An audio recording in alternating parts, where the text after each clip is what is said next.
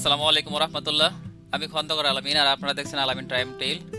আর আমরা সকাল সকাল চলে এসেছি ভাটির দেশ, বাংলা সাহিত্যের অন্যতম রহস্যময় সাধক, বাউল, দার্শনিক, মরমী কবি হাসন রাজার জেলা সুনামগঞ্জ। আজকে আমাদের গন্তব্য বাংলা লোকসঙ্গীত, সুফিবাদ ও সাহিত্যপ্রেমীদের জন্য এক গুরুত্বপূর্ণ দর্শনীয় স্থান, বাউল সাধক হাসন রাজার বাড়ি। সুনামগঞ্জ শহর থেকে মাত্র কয়েক মিনিটের পথ, কিন্তু এই যাত্রা যেন আমাদের নিয়ে যাবে প্রায় 150 বছরের বেশি পেছনের এক ইতিহাসে। আমরা এখান থেকে অটোরিকশা যোগে বন্ধুরা মিলে যাত্রা শুরু করলাম। এই সুন্দর রাস্তা যেতে যেতে রাস্তার দুই পাশে হাওর নদী, সবুজ মাঠ আর হাওর ভর্তি বর্ষার জল। এই প্রকৃতি যেন কিছু গান আপনাকে মনে করে দেবে, যেগুলো মনের অজান্তেই আপনাকে গানগুলো মনে পড়ে যাবে। যেমন আমার যেগুলো মনে আসতেছে একটু শেয়ার করি। লোকে বলে বলে রে ঘর বাড়ি বালা নাই আমার, লোকে বলে বলে রে ঘর বাড়ি বালা নাই আমার। কি ঘর বানাইমু আমি, কি ঘর বানাইমু আমি শূন্যের মাঝার। লোকে বলে লোকে বলে ও বলে রে ঘর বাড়ি বালা নয় আমার। নেশা লাগিল রে, নেশা লাগিল রে, বাঁকা দো নয়নে নেশা লাগিল রে, নেশা লাগিল রে, বাঁকা দো নয়নে নেশা লাগিল রে। হাসন রাজা পেয়ারির প্রেমে মজিল রে, নেশা লাগিল রে, বাঁকা দো নয়নে নেশা লাগিল রে। সেই সাথে এরকম মনের ভেতর গান টিউন হবে আর চারিদিকে দৃশ্য দেখতে দেখতে আপনারা পৌঁছে যাবেন হাসন রাজার বাড়িতে। আর অল্প কিছুক্ষণের মধ্যে, হয়তো আর 1-1.5 মিনিটের মধ্যে আমরা পৌঁছে যাব দেওয়ান হাসন রাজার বাড়িতে।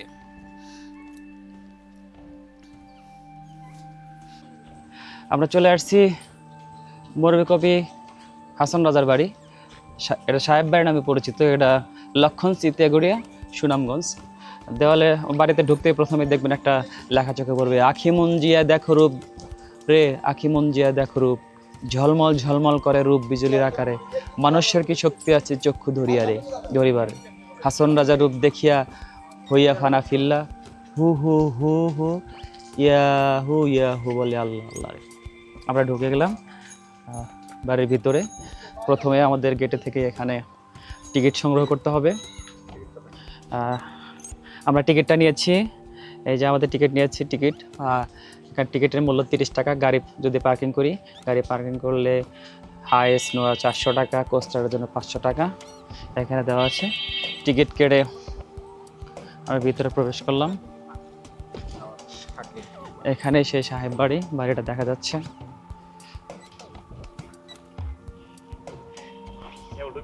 হ্যাঁ, কেবল ঢুকতেছি।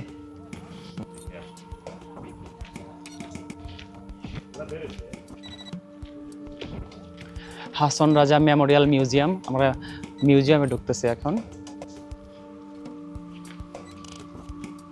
Hason Raja Memorial museum.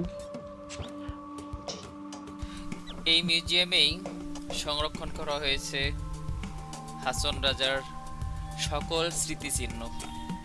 এখানে রয়েছে তার ব্যবহৃত কিছু সামগ্রী। হয়তো অনেক জিনিসই সংরক্ষণ করা সম্ভব হয় নাই, কিছু কিছু জিনিসপত্র সংরক্ষণ করা হয়েছে, সেগুলো এখানে আছে। এছাড়া এখানে আছে পুরাতন ছবি, তার বংশধর শুরু করে তার থেকে শুরু করে এখন পর্যন্ত যত আছে তাদের ছবিগুলো আছে এখানে। তার ব্যবহৃত কিছু সামগ্রী, পুরানো দলিল, দস্তাবেজ এবং তার জীবন নিয়ে নানা তথ্য এখানে লিপিবদ্ধ আছে। এগুলো শুধু প্রদর্শনীর বস্তু নয়, এগুলো আমাদের ইতিহাসের জীবন্ত দলিল।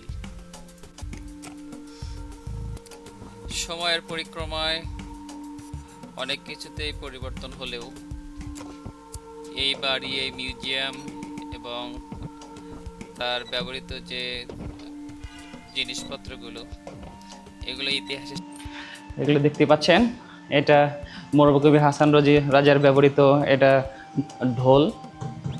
এখানে আছে একতাড়া, এখানে আছে হারমোনিয়াম। এখানে কি মোরবি হাসান রাজার বংশতালিকা দেওয়া আছে। রাজা বিজয় সিংহ রাজা, আমরা বলে রাখি হাসান রাজা ছিলেন একজন বিখ্যাত জমিদার, জমিদার বংশের ছেলে। আর তার বাবার নাম ছিল দেওয়ান আলী রেজা চৌধুরী। আর হাসান রাজার আসল নাম হলো দেওয়ান হাসান রাজা চৌধুরী, কিন্তু আমরা যাকে হাসান রাজা নামে চিনি। এখানে তাদের বংশ পরম্পরা, টোটাল তার বংশের যে লিস্ট এখানে দেওয়া আছে। ওখানে কবির ব্যবহৃত যে খঞ্জন, তারপরে এটা কি ঢোল এক হাতে যেটা বাজায়, এটা একটা বাদ্যযন্ত্র, এটা দেওয়া আছে। এর দিকে একটু আসি।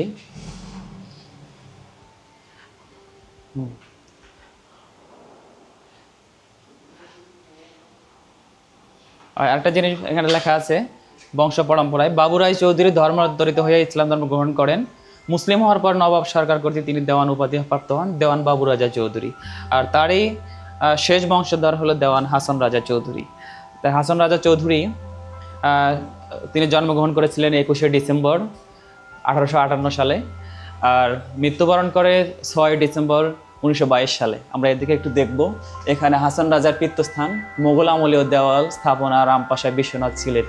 আর এটা যে লক্ষণশ্রী, হাসান রাজার একমাত্র বোন মহিলা কবি সহিফা বানু। হাসান রাজা একজন, আমরা কবি হিসাবে মানে গীতিকার হিসাবে চিনি না, তিনি একজন জমিদার, একজন দার্শনিক, লোক সাহিত্যিক, এবং তার বোনও ছিলেন। দেখেন, তার বোনও মহিলা কবি সহিফা বানু, তিনিও কবি ছিলেন। আমরা দেখতে পাচ্ছি দেওয়ান হাসান রাজার সেই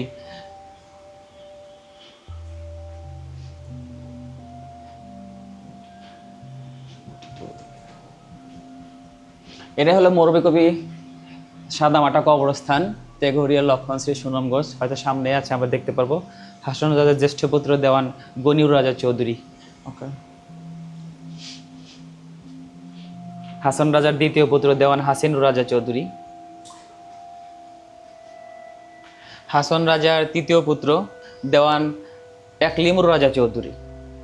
এখানে আমাদের সেই হৃদয়ের মণিকোঠার লোক সাহিত্যের বরপুত্র হাসান রাজা, যার লেখার মাধ্যমে আধ্যাত্মিকতা, জীবন মৃত্যুর দর্শন, সৃষ্টিকর্তার সৃষ্টি সম্পর্কে ফুটে উঠেছে। এখানে কবি হাসান রাজার সংক্ষিপ্ত জীবনী দেওয়া আছে। জীবনীটা আপনারা একটু ওয়েবসাইট থেকে পড়ে নিন, এখানে অনেক বড় জীবনী, আমি বলে শেষ করতে পারবো না। এখানে বাংলা এবং ইংরেজিতে, এবং তার প্রায় 200-র অধিক তিনি গান রচনা করেছেন। এখানে সেই কিছু গান, বিখ্যাত কিছু গান এখানে তুলে ধরা হয়েছে। দূরে দিলেই হবে, সমস্যা নেই।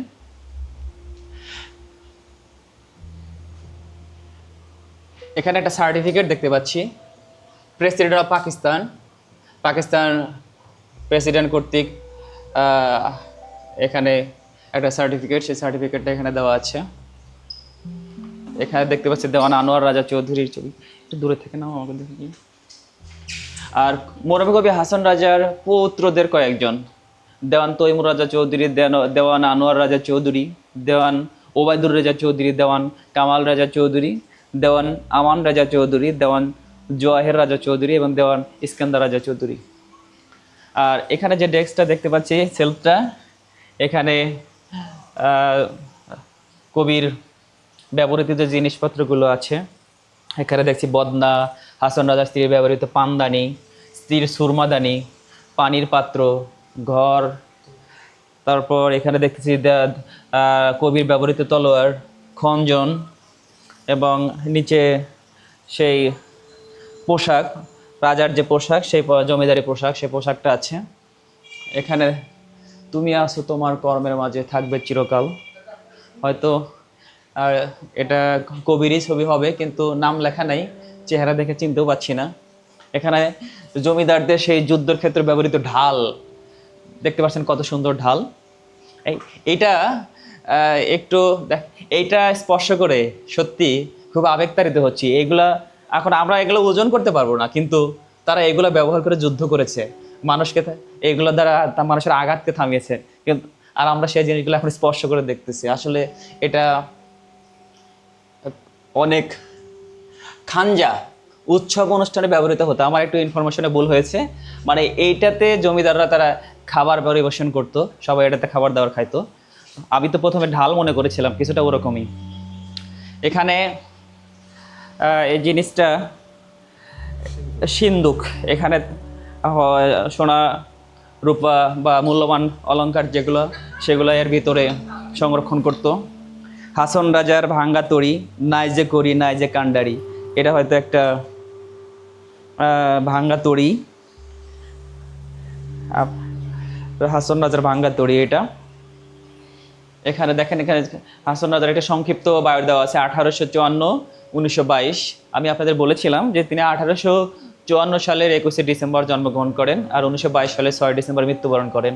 হাসন রাজার গানে দর্শনে একটি বড় তত্ত্ব, সেটি এই ব্যক্তি রূপের সাথে সম্বন্ধ সূত্র বিশ্বস্ত। এই সাধক কবি দেখিতেছেন যে শাশ্বত পুরুষ তাহারই ভিতর হইতে বাহির হইয়া তাহার নয়ন পথে আবির্ভূত হইলেন। এই কথাটা লিখেছিলেন হাসন রাজা সম্পর্কে কবিগুরু রবীন্দ্রনাথ ঠাকুর। এখানে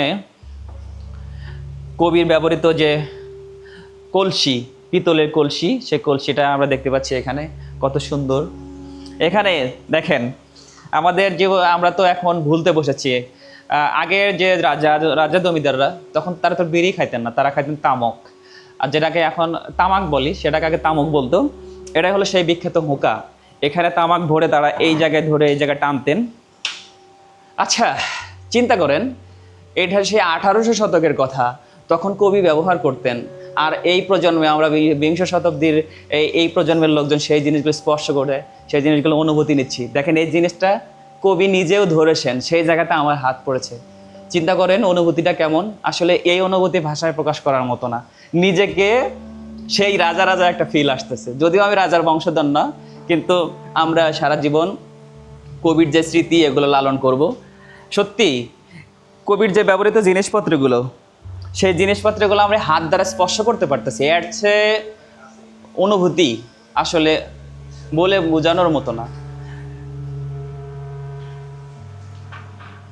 দেখি আর কি আছে।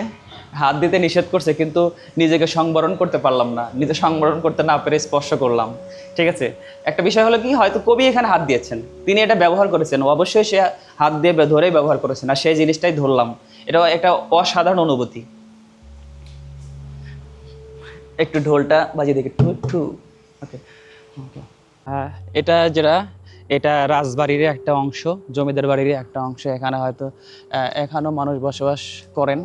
জমিদারের যে বর্তমান বংশধর যারা আছে তারা এখানে বসবাস করেন। দেখে শেষ করলাম এবং আপনাদেরও দেখানোর চেষ্টা করলাম। এখন আমাদের যাবার পালা। আঙ্কেল, জবে মানে ওনার কবরটা কি ভিতরেই? না না, কবরটা হচ্ছে আপনার পারিবারিক কবর। কবরস্থান কোথায় সেটা? হচ্ছে লক্ষণশ্রী ঈদগাহ কবর। আর এই গ্রামের নাম কি? এটাই লক্ষণশ্রী। লক্ষণশ্রী। আচ্ছা, পারিবারিক কবরস্থানে ইয়ে করছে। আর এই বাসা কিসের? এইখানে আমার বংশধররা আছে, এই যে নাতির ছেলেরা আছে। নাতির ছেলেরা এখনো আছে না? চতুর্থ বংশধর। চতুর্থ বংশধর। যাক, আপনি কতদিন ধরে এই বাড়ি দেখাশোনা করেন? 3 বছর, অনেক সময়। যাক, ধন্যবাদ আমাদের সাথে থাকার জন্য। আপনাদের সুনামগঞ্জ এসেছিলাম। সুনামগঞ্জের হাওড়ের বরপুত্র কবি হাসন রাজা, তার স্মৃতিধন্য বাড়িটা দেখালাম, তার ব্যবহৃত জিনিসপত্রগুলো দেখালাম। সাথে থাকার জন্য ধন্যবাদ। আর আমাদের এই চ্যানেলটার নাম আলামিন টাইম ট্রেল। আপনারা ভিডিওটা দেখে লাইক করবেন, কমেন্ট করবেন এবং চ্যানেলটা সাবস্ক্রাইব করে দেবেন। ভালো থাকবেন সবাই। আসসালামু আলাইকুম।